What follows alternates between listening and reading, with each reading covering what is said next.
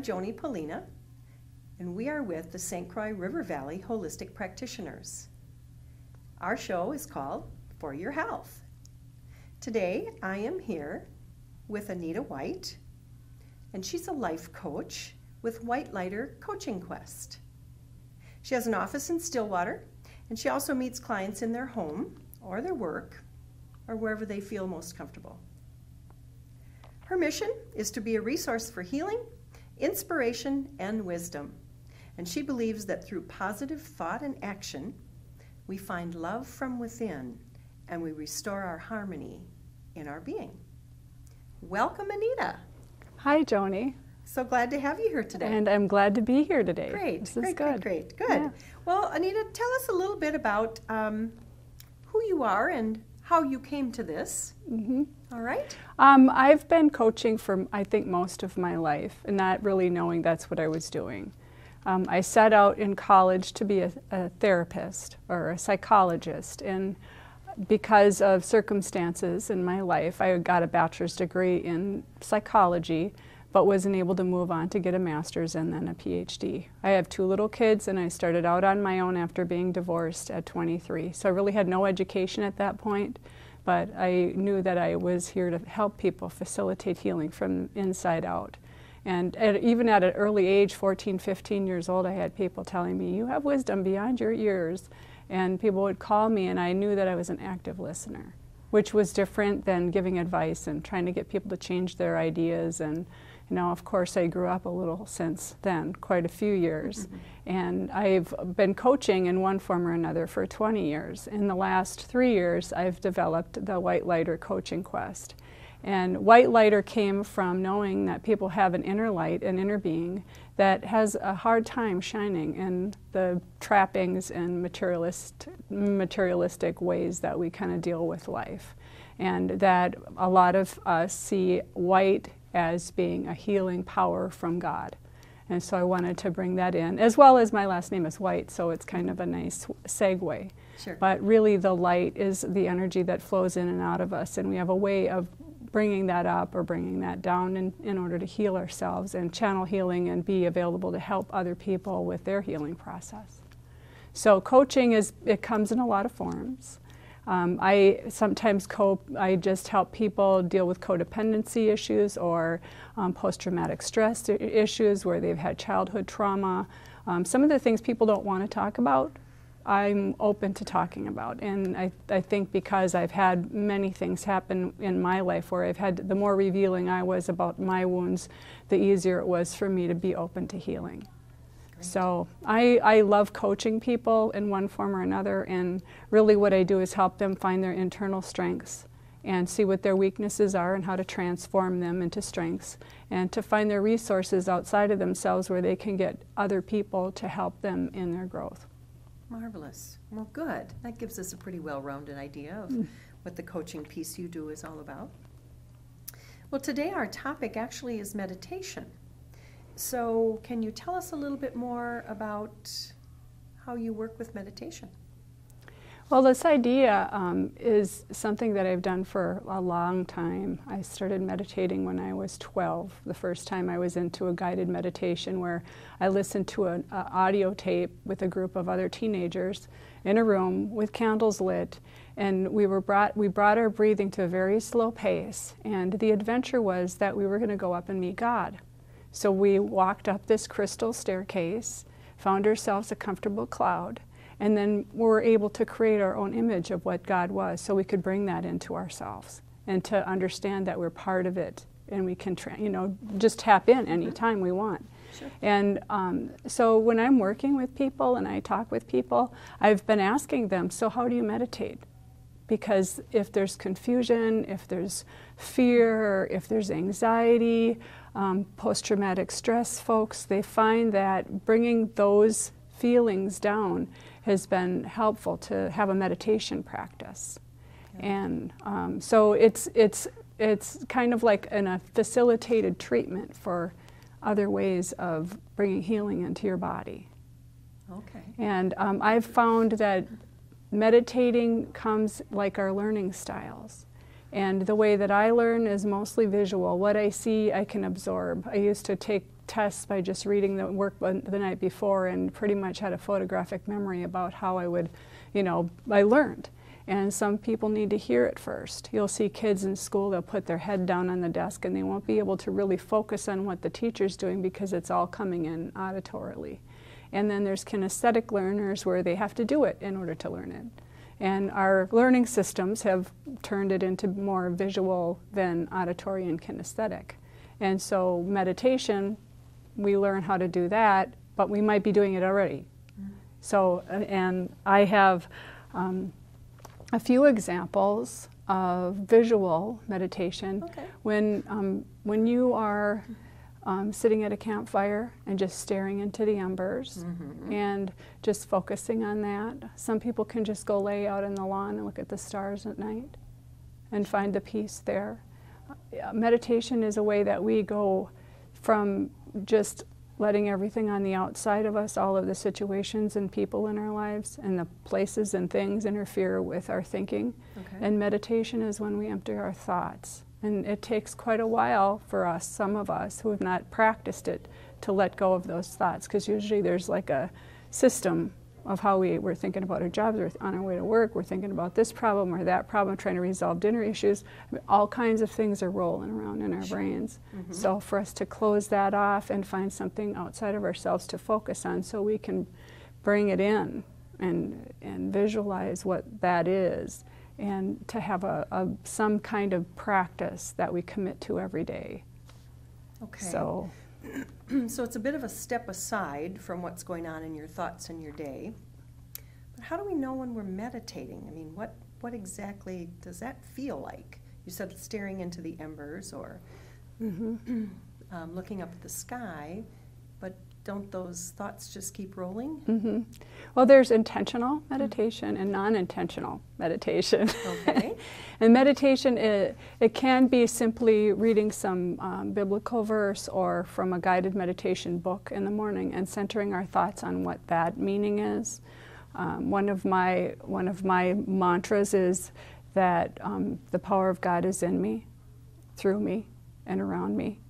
Therefore, I am God. Not that I think that I'm operating like God, but I feel like I'm bringing that into my body.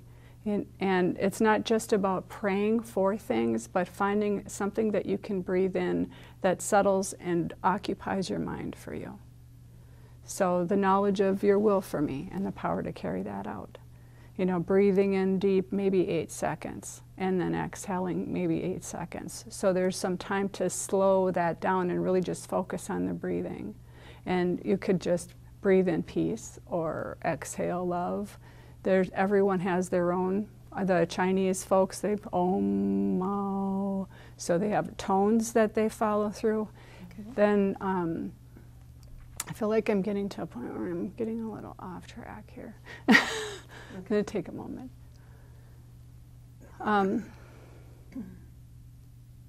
Examples of meditation. Intentional in meditation is setting aside a time where you're committed to doing that for yourself. And it is more helpful if you want peace and harmony and happiness in your life to really make a commitment to do that for 20 minutes or more every day. And I've bookended it with my day. I'll spend 20 minutes before I get out of bed and 20 minutes before I go to sleep, because that's when I'm ready to rest and that's when I'm settled in and not everything is busy in my mind. So it gives me a little bit of time to take a break from my thinking. There's several ways. Like I said, there's the guided meditation with tapes where you can do that, and that's more for the auditory person, and I think it's 15% of people 15 learn. Or 50? 15. 15. Will learn from auditory listening, and they'll have the sounds of nature will be more prevalent to them. Everything around them, a little sensory overload could happen. I'm very sensory, oriented, but it's more related to post-traumatic stress, where I'm like kind of got the fight or flight right on the edge. Hypervigilant. Mm-hmm. So during the day, I might have to take time in my car and go, okay, I'm going to take 5 minutes before I go into that thing and just breathe and take some time to slow that down. Okay. But the guided meditations, you can get that on tape, or you can go where there's a waterfall. A lot of folks will just watch rain and listen to that. A lot of people like the storms. So it's really, you meditate naturally in nature, but you can take the time to figure that out in your day where you're going to put it in. I see. Yeah. Okay. Okay.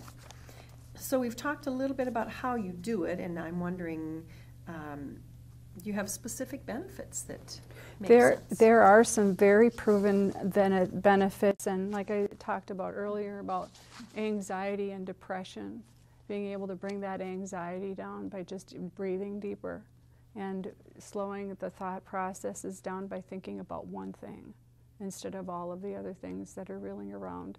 A lot of folks that are depressed, they feel it like in their face. You know, that's where their pressure is, or they're in a fog and it's heavy. And so being able to bring light in, a color in, because it's usually gray and static, very still, and just sitting there. And the depression is like you're waiting for it to move out. Well, we have the capacity to move that out energetically by breathing in the light. And it can be pink, it can be blue, it can be red, whatever feels right and the sensors, you know, want to bring in. Sure. And I just encourage people to keep trying out different ones and see which one works.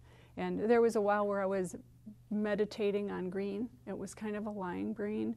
And I was really just to try and bring balance, because, you know, green is kind of a color for balance, and of course with the ecosystem and all of that. Nature and growth. Yeah, and at the same time I had a preoccupation with buying a car. I didn't have a car at the time, so I had this preoccupation, and I was trying to force the preoccupation out of my brain and bring in the meditation, and I ended up with a green car.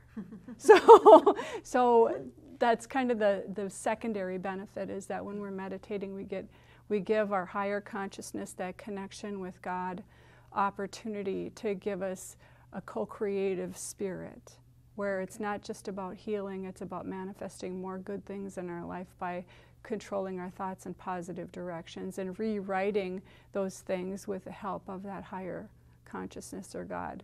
So we get peace. A lot of folks want to be in touch with their gifts as a psychic, as a healer, you know, what is their calling? Or even if I'm trying to figure out what career to go into, I'm in transition. Meditation is a key thing to figure that out, because we don't know until we've been quiet enough with ourselves to understand what our body, mind, and spirit is really wanting from this life. So the intentional piece then is we're stepping into or out of the busyness of the daily life and keeping sort of a one focus. And when we have that one focus, we're quiet enough that we can sort of hear God's voice, if that's what it is, or hear our higher power's voice. Exactly, exactly. And it's not like he's going to say, "Hey, Joni." Sometimes he does say that, though. That's right, that's right. Sometimes it's that loud, yeah. So, I sort of maybe go there in the garden. Yeah. Does that make sense to you? Yeah, tell me more about that. Well, you saw my garden. Yeah, I love your garden. And actually, I think we might even have some footage of that if we'll we have look a at chance that. to put it up here. Sure. But when I'm in my garden, I sort of just am focusing on what's in front of me. And so I'm snipping flowers and deadheading and planting and digging. And as a matter of fact, my husband says that I have digger's disease because I love it. And when I'm there, I am kind of in heaven on earth. And it feels wonderful. So that probably is a form of meditation for me. That's kinesthetic meditation. Okay. It's like folks that do yoga or Tai Chi or Qigong as a practice, as a habit. They're slowing their breathing down in order to complete that. And I imagine that you are probably in that state too. Sure. And our physiology will slow down by 25% in a meditative state. Okay. And when I say state, it's like our state of emotion or our state of what the energy is going on in our brain as far as the synapses and the physiology. So that slows down some, and that's in the receiving part of life, where we're out there giving, and those of us who give too much have to find a way to receive. And if we're expecting it from other people, then it's not coming from our own self.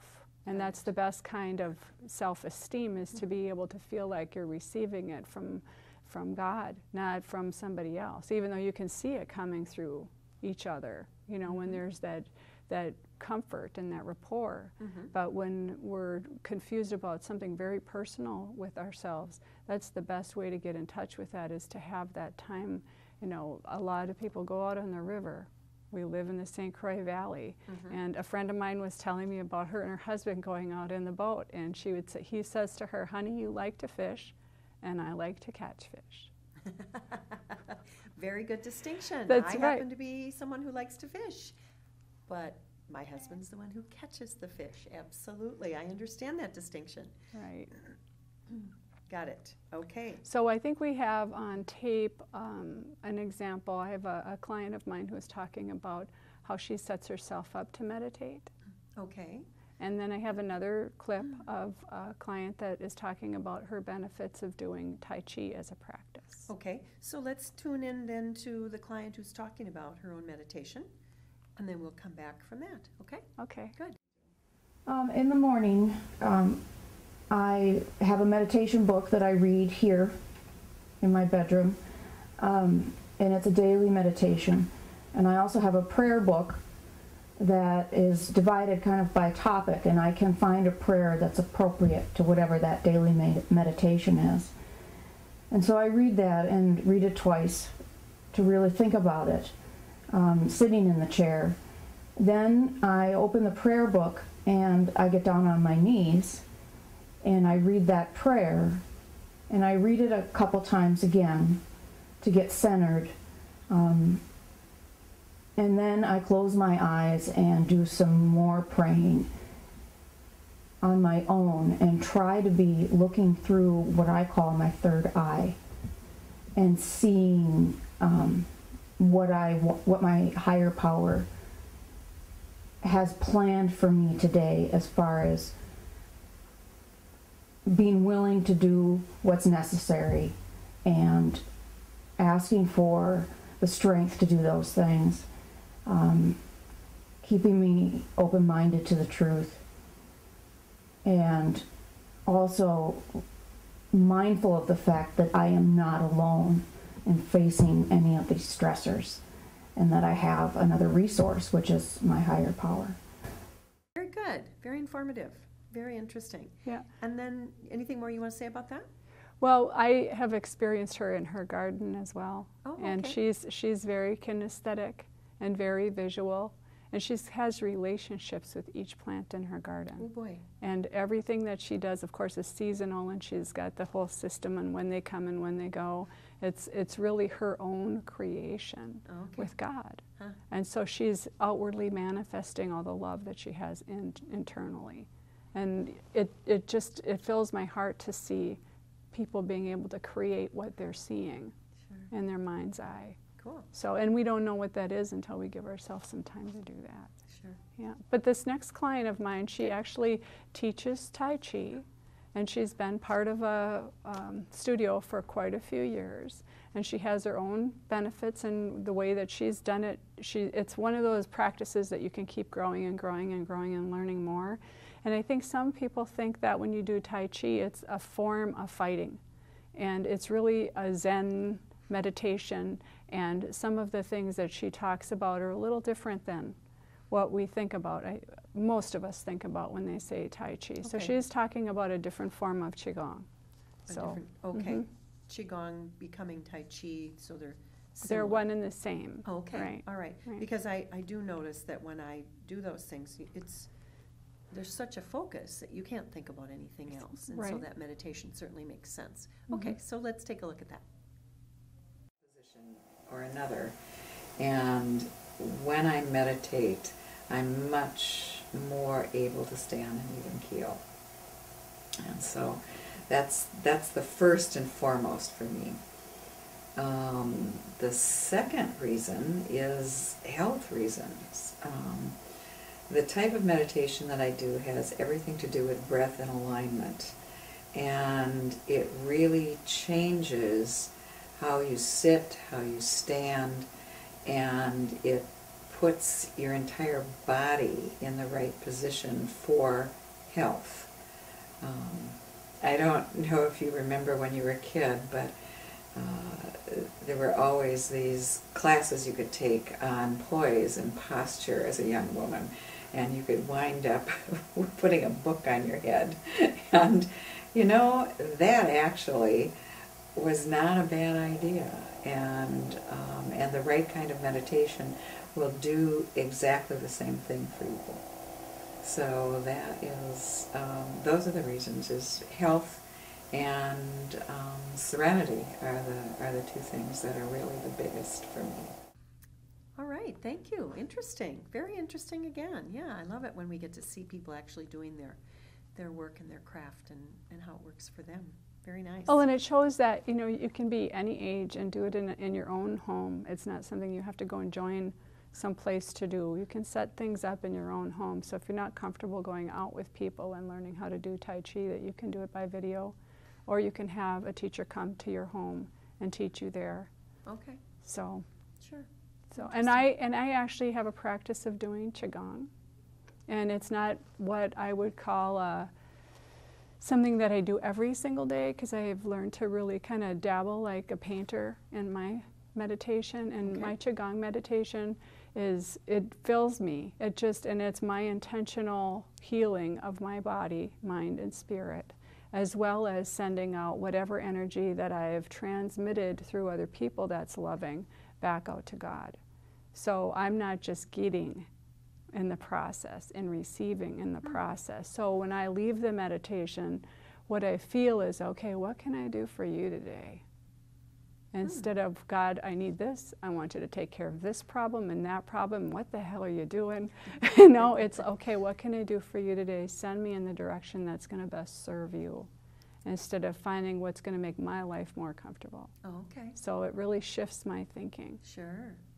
In a service sort of mode. Definitely a Okay. service. Nice. Okay.